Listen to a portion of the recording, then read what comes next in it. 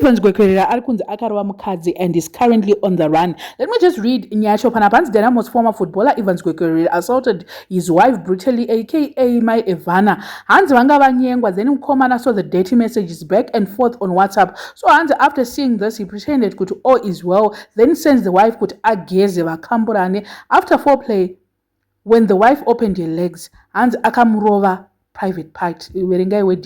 pelvic bone rikaita fracture kuita kumudinda until she started bleeding, then akatiza. He is on the run as we speak. Bedwe koma kapo anenge achinzi favorite kapo nevanhu he vanodana nava he zvakati ena anomuposta mukadzi wake zvakanaka pa social media vanhu vachitoti nice couple tap into the anointing zvichitange malove beds machichichi paipai but tiri kunzota iwa sisi vanga vakutoita zvavo zvemamwe maboyfriends vanga kutoita zvezvikomba zvinhu zvacho soka unotonyatsoshaya kuti zvikadai so pane vanhu vatinenge tichiti ndo makapo vanhu vanenge vachitofunga kuti makapo goals apa vamwe vanhu vanenge vachitoti mukadzi waivhanzi anodiwa zvekutodaro anozidai but honai zviri kuitika ende kana ukaona mukadzi akubuda akuita gumbo mumba gumbo panze aiwa anenge aneta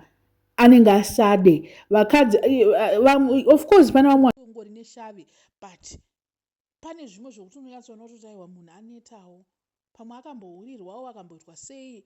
aneta akuti rege ndibudewo ndiende but kokungosiya munhu kungosiyana zvipere pane kuti mutiratidze imwe picture yatisina pasocial media isini chiti muri kudanana izvo vanhu vari kutoita zvimwe zvinhu zvavanenge vachiita. Ingawani Evans anga akuita wani zvechechi yana wiki nero akatobuda achikumbira mota ndikatoti babava zvimwe ndo zvinoita kuti vanhu mushoresane kumba uku munoziya handiti takabuda tikatoti nhaye mukomana uyo akumba kwakanaka here munhu anokumbira motikari kunge zvakadai so kutoshingirira kutoenda madzibaba kumasowe ikoko kutoita madzibaba apa zvino tiri kunzwa nyaya yacho kuti hakuna kumira kumba ikokoko tinogara panapa tichitaura tichi vanhu vaye vanokumbira mota chiri vedu vekumba kwakanaka kune mukadzi zvimwe zvese zvinoshoresa maona manje munhu anenge akutsvagova nemari vaanenge akuchata nawo pawhatsapp iwo handi kuita basa rekukumbira mwarume motikari ndo zvimwe zvinoitika ipapapa tingade zviri kushora tikedi but imwe yacho zvimwe zvinoitwa nevarume mudzimba umu hauzomboda. I'm not saying there's any excuse of kuti uhure uite sei vanhu ngavangopedzerana zvingopera pane kuti vanhu vazosvika pakuda kuurayana like this because it's not nice. What if there was something that happened kodai tichakutoti RIP handii pane pakutoma kutiza kudai so kuda kuzodzoka kana zvasetla uzokumbira regerero ameno zvinhu zvacho zvemamarriage zvinema zvimwe zvacho zvatinoona zvakaoma kana ende kana iwe uri married chihure ndechei futi siya murume uende kunoifadaya kana wafunga chihure siya murume uende usire vamwe chete